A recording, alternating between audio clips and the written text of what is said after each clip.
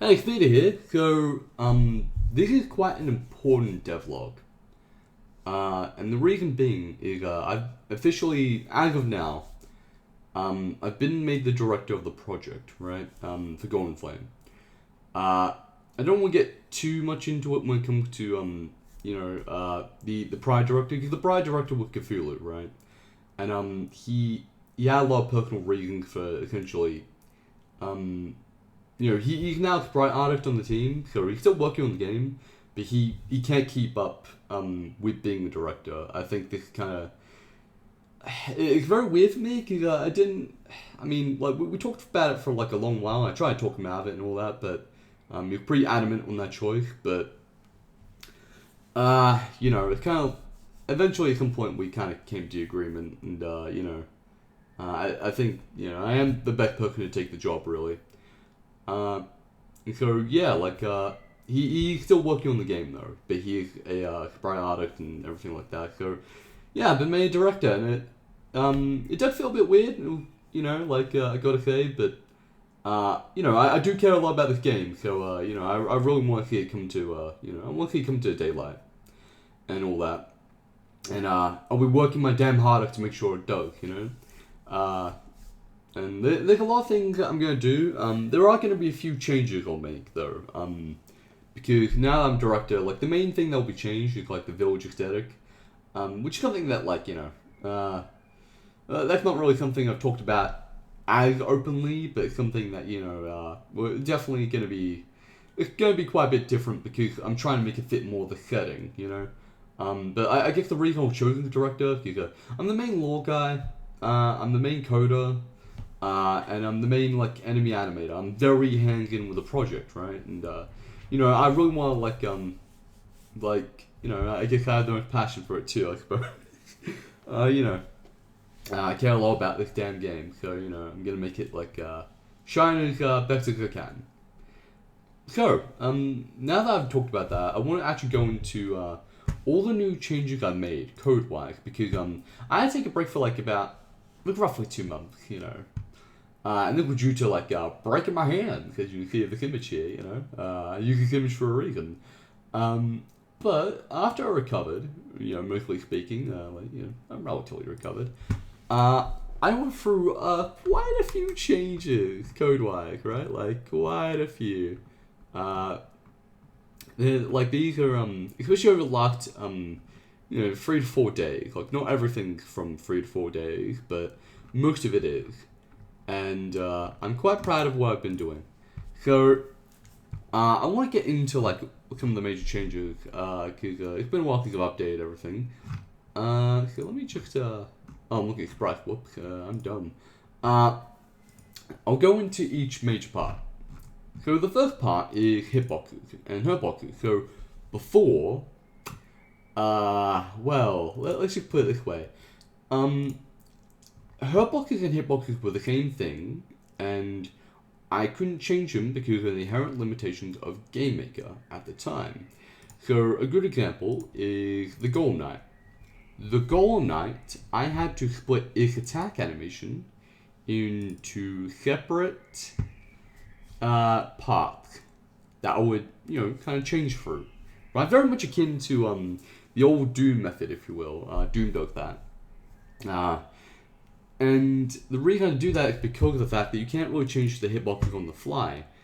But this would create the problem of, for one, animation hitching. There'd be times where the animation would hitch in an ugly way. And as a person who, I pride myself on my fucking animation, right? I truly pride myself on that because, what I do, it's my main thing here, I care very deeply about the animation.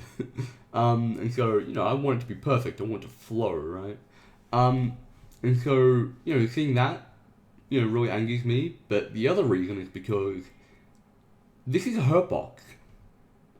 So if Lily attacked this with, say, a slash, right? She threw a slash out. This would hit this part. If this enemy wasn't invincible during this attack, because this is the only one that really does get invincible during this attack, it would literally hit the enemy, and the enemy would react. It'd go into a stun state. So that's really bad. So that's why hitboxes and hurtboxes were made. So hurtboxes were made so that, a distinction was made, just I can really shape that out and customize and everything like that.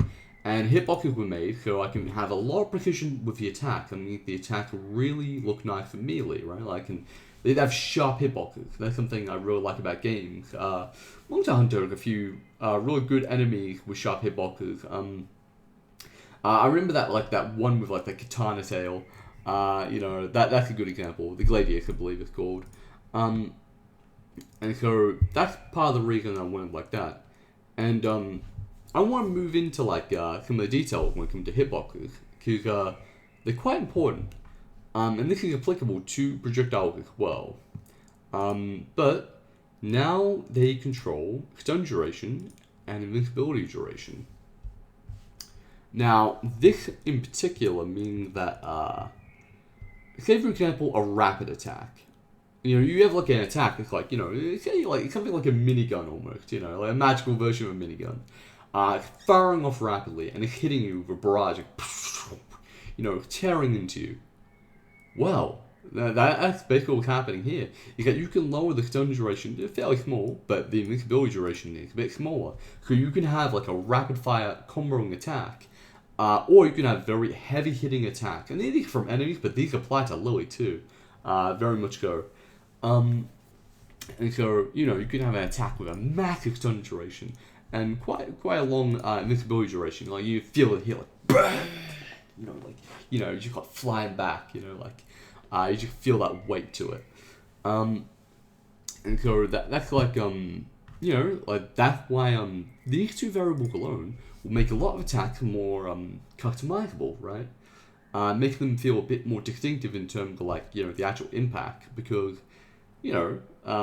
before it was just kind of damage and you had a set amount of stun duration, and I started trying to change that with some of Lily's attacks in particular, rather than enemy attacks, but I feel like with this particular system, I can do so much more, right? I can actually make it so attacks can hit you rapidly and they can do devastating amount of damage to you, and that's really nice. And another thing, ignore this little bit here, because that's a very particular attack, right? But another important thing is the strike, grab, or projectile variable.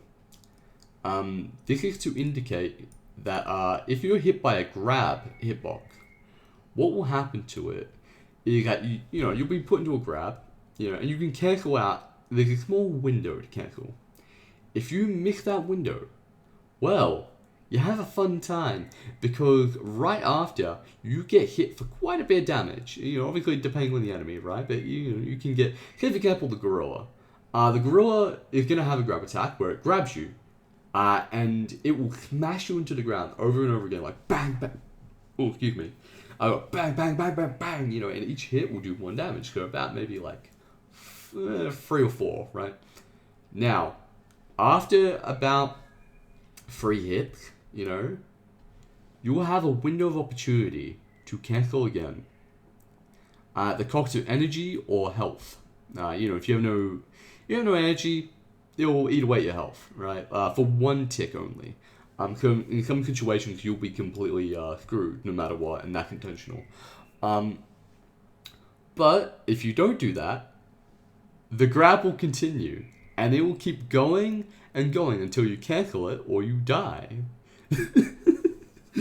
And that's gonna feel really brutal to a new player, and I really hope that I hope they realize what they can do there, right? Because I want it to feel like I want grab okay, realistically, let's put it into the perspective of an enemy's thought process here.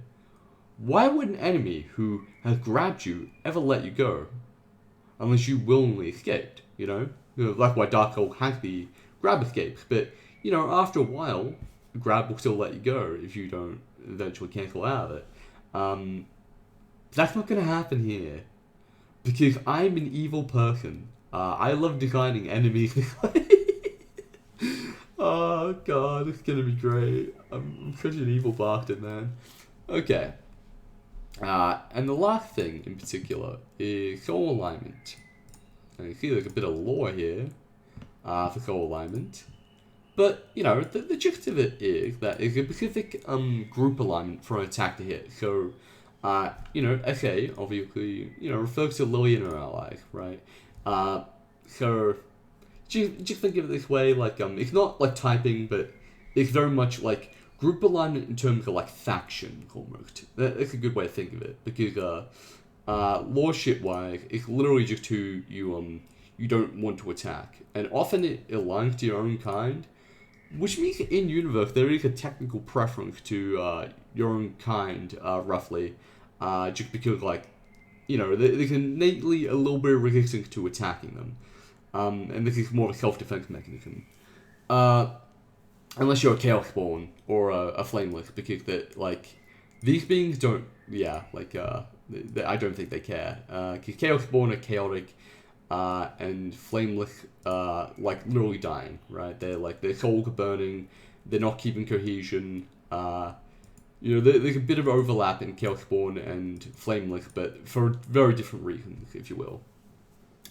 But yeah, like, you know, a lot of soul alignments in particular, you know, like, they do affect gameplay, and, you know, like, if you're in soul alignment 2, I'm going to put most enemies into soul alignment 2 until I've sorted out, like, everything regarding the different factions, but, you know, that just indicates that an enemy can hit you and all that. So, this is important because of the fact that, not only for hitboxes and hurtboxes, you know, because this is what dictates if a hurtbox can hit you, but for projectiles as well, right? Because projectiles now have quite a few new features. I'm going to go to the projectile class and talk about it in detail. So, for one, they have the soul alignment. So, they're no longer bound to a specific entity, right, in terms of, like, the way they fire. So, a good example would be, before, it would either be player or foe. Now it's based entirely upon this. So, any, like, if the game was to be modern in the future, in theory, or, you know, like, you know, it'd be nice if it was, but that's just more of a wishful thinking, I suppose. You know, I try and make the game very customizable in that regard, and one of the things that I will allow is that nearly any projectile can be used by anyone. So, like, Lily can use nearly any enemy projectile, in theory, if it will apply to her. Because, so long as you use the proper spawning function, it's not a big deal at all. You know, because the spawning function will set the soul alignment, and it will set a few other important things, and away you go, really. And the same for the enemies. Enemies can use low projectiles, and because there's no distinction, they're universal now, which is really, really useful. So there's that. And another important thing is obviously, yeah, you get the stun duration and visibility, all that, you know. And those really, you know, I've already talked about those. But then there's projectile power and projectile health.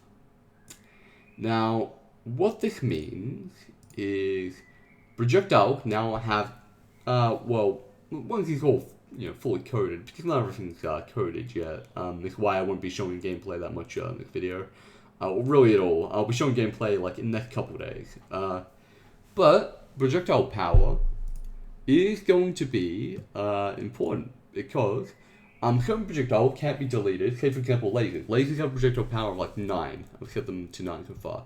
So they can't be destroyed by other projectiles. But if you have a power equal to a projectile, you lose a bit of projectile health. And, you know, that dictates whether or not, you know, projectile is deleted. But if you have a lower power level, that projectile will be immediately destroyed. Like, it will immediately, like, its health will be set to 0 immediately. It's more accurate to say.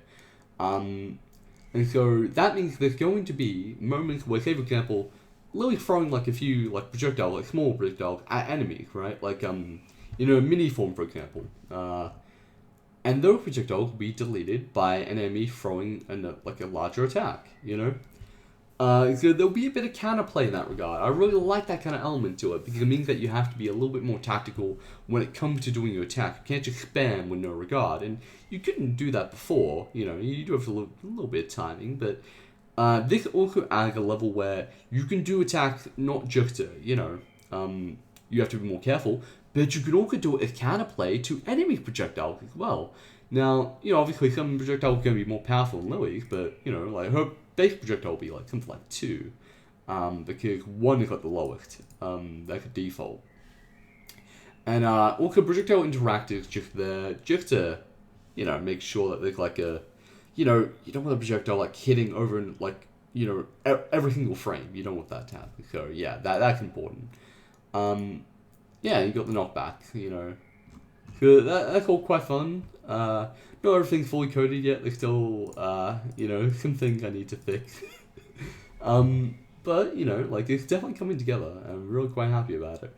And, each projectile type has its own, the individual ways it works. You got the directional projectile, they're just, like basic attacks that move a direction. You got the homing projectile, which haven't got all the code yet, as you clearly see, but the intent is there are 2 types of homing. There is what I call hard homing, and soft homing. So soft homing is very much like, think of it like a homing missile, right? It has to rotate. And so innately, it has trouble turning around corners, right? In a sense. But hard homing will literally just try to move you to like what will want your position at the time, during that particular tick. So it will keep moving up and down. They're very easy to manipulate in some regards. Both homing types are meant to be. But like they can be a little more dangerous because of the fact they don't have to rotate. And that will be important. But in order to counteract that, or make sure that like homing projectiles that rotate they have a faster speed when they move. That's kind of what I'm thinking of, right? So they strike around, but when they rotate, they have to kind of slow down a little bit in order to like kind of get a better angle. Oh, my mouth is dry as hell today. And lasers are lasers, right? Lasers are real cool because once they're finished coded anyway, they'll be bound to the wielder, right? And if the wielder is stunned or killed, the laser will immediately disappear, right? And that's something I really like. And they can't be like they can't be destroyed by another projectile, because that would be really dumb. But when somebody gets developed, right? Because Lily's not going to be the only playable character. We're planning for another character to be playable, but not in the base game. We're kind of, like we'll talk about a little bit. We want to do some DLC at some point. Really, like a really large expansion DLC dedicated around another character, who will be like the secret boss in the game, and that will be the Evernight. And we really want to like do that. Like we got so many ideas for it, right? We won't go like fucking. Like, we won't go, like, full Final Fantasy with that. We won't go absolutely full Final Fantasy with that. But yeah, like, I really love that idea. And he'll be able to parry projectiles. And that includes lasers. Lasers are parryable. Or they will be. Like, when you're doing a parry, you're obviously, you're going to be invincible, And so, because of that, once the laser hits, it will react, and it will cause a stun in the entity in question, therefore terminating the laser. So lasers are parryable, and that will be really awesome to try out. And like that won't work for most projectiles, but like lasers will be exception because they're bound to the wielder. So also other features that are really nice is that like projectiles like homing projectiles and trackers. Trackers are literally like, they're the only true homing, I call it. So, true homing is like, think of it like it's locked to your position all times, right? Like you're not going to be able to like just like outrun it. And that's why no projectile uses it, because that would be really stupid. But it's designed in particular to be they're spawners, right? As you see here, they are. They don't damage anything. Some of them will have delay tracking, and they can actually. One of the things that's going to be interesting is like they will have an owner, right? Trackers will always have an owner, whether it's an enemy or some like stage hacker, right? And that pretty much ensures that like excuse me, that like once the owner is killed, it terminates itself, right? So that would be really nice because, say for example, soul arrows, right? Soul arrows are the perfect example of the attack. If you can, kill the archer before, she fires the soul arrow, well, yeah, she's done. Yeah, she's dead. You know, and so that would be perfect, right? Like that's kind of the way I want to handle it for that. And that's most of the like the changes I made. One more thing I gotta show. So I started naming not every projectile yet, but certain projectiles. I started naming them by their prefixes and their proper names in game. So, say for example, Lily's mini attack, right? They're on air kite, right? They just they shoot out a little arrow-like projectile, if you will. It's not like an arrow, but it's more like a. It's like a kunai, right? It's very much a kunai. You know, then you got the spinning disc there. You know, that's a air kata, which an air kata is literally like a weaker form of this here because air kite is slightly different from the air blade. You could make a small air blade, but it's pretty hard, and it's not very efficient. It's just because at that size, it's not really taking up the potential of an actual air blade. So it's actually a lot more efficient to use an air kite because they're a small blade, if you will. Yeah. So you got the arrow blade here, right?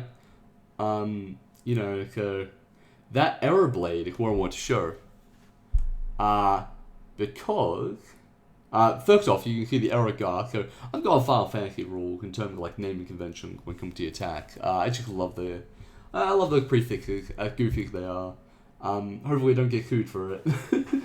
Don't get sued for just using like a naming convention. You know, that'd be silly. But like when it comes to this particular attack here, this is also the Amano clap. Now, originally, the two entities were separate. So, you know, the original would be called, Ultra Lily Slash because it was actually meant to be an Ultra Slash. It's literally like a larger version of a normal attack, in a sense. But, you know, I used the same asset for the Amano wave, right? And I thought, okay, why not just combine the two and then just base it on core alignment? Which is what I've done. Not right now, but I'll be doing it in, like, roughly, you know, relatively soon. I'm still coding everything. It's taking, I spent the last, 3 to 4 days coding non-stop, so, you know, it's a bit of work. But yeah, that's basically, you know, like, this is what I mean by, like, a lot of projectiles being univocal. There's a lot of stuff like that. And I really like the attack actually being called what they officially are now. And that's really about it. I want to make like proper in-depth lore videos, really going into, you know, like a lot of the lore stuff, because there's a lot of cool stuff that we got like planned, and a lot of stuff that we got already written down. I want to make some videos dedicated to individual enemies, because now that I've got some art going for some of these enemies, I can actually like make some, you know, well, a good example is, hang on, give me a second. So, whoops, so I had to pause it for a second, but, one of the things I really want to do is actually, like, start showing off, like, high detail renders, right, a bit more. And a good example of that would be the Ivana here. I actually made a really nice high detail render very recently. And this particular piece, I'll be showing in an Ivana dedicated video, right, like, I want to talk about, like, or just, not just the Ivana, I'll talk about the Fae in general, right? Because that'll be enough for, like, one video, I reckon. And, like, I want, like, show off these, like, larger pieces that I'll be making. I'll be making one of these for every enemy in the game. Because of the fact that, like, I think, like, for one, it's very good for the beach area. For two, game scale, but for three, like, I think it's a nice thing that I think the player would really appreciate. I think the player would really appreciate like nice full cover, like high detail presentations of all the enemies. And technically, this is a presentation of the wolf as well. I need a better name for it than Okami, for God's sake. That was back when the game was a bit more Japanese orientated. Now it's a bit different. But like. Yeah, like you kind of see here that, like, I really love doing all the detail for this particular thing, and I want to show these off during those kind of videos, I want to show off, like, a high detail render of the Amano, everything like that, or show off, like, all these different, like, pieces here and there, and so, yeah, like, That's an example, anyway. And like that's kind of the plan. Lore videos, gameplay videos, especially. I want to really start working with those. And I've got an editor who is pretty willing to edit, and that is Kane B. Right, he's the musician, and the main level designer for the game. And you know, he's probably going to be editing a lot of the videos in future that need editing, right? That need like a lot of work in that regard. Just so in that way I can keep focus on directing and you know, doing like code and all that kind of shit like that. But yeah, like I'm really quite happy with everything that we've been doing quite recently. So expect in the next couple of days for a full gameplay presentation of all the hitbox changes, all the hurtbox changes, all that, all projectiles and everything. All this will be cleaned up, and we'll also be doing a playthrough of level 1, right? Yeah, like we'll be going through that entire level, we're exploring it, you know, showing like all the different like small set pieces and everything like that. The only reason that hasn't been done right now is just because, well, you know, with the bugs and everything, there's some crashes here and there, and so, or more like errors that cause the game to crash. Like, you know, say for example, a variable isn't like found or something, like on creation access isn't found. So yeah, like those are important to fix. Once those are fixed, we'll be showing that for the alpha version of level 1. We'll be going into detail for the village as well, right? The village is something that we're presenting quite a bit. You know, we'll be showing all the concept for it and everything like that. And that's all I can think of at the moment. Yeah, so that's about it. I hope you enjoy. And like the gameplay video will be before I go, sorry. The gameplay videos will be spread out into, you know, short form ones and longer form ones that show, like, when I go into detail and explain all specific mechanics and stuff like that. Sort of like today, but a little bit less messy and, you know, garbage. Yeah, that's about it. This is going to be a long video, for sure, but, yeah. You know, I hope you enjoy, and, yeah. Glad to see you all following the development of Golden Flame. Also, what do I say? We'll be making a dedicated Twitter at some point. Like a dedicated Golden Flame Twitter. Because my Twitter is not good for like that, because I do a bunch of other random stuff as well, right? Like I do like you know, I do like random art that's cool and everything like that, but it's not really fitting for you know, the game. And this channel is alright for using for Golden Flame just because, well, look, I'm mostly just using to talk about the games that I make, you know. I don't make very many videos, so when I do make them, you know, I try and keep it focused. I try. Okay, now I'm going. Have a good one, everyone. Oh, Jesus. Yeah.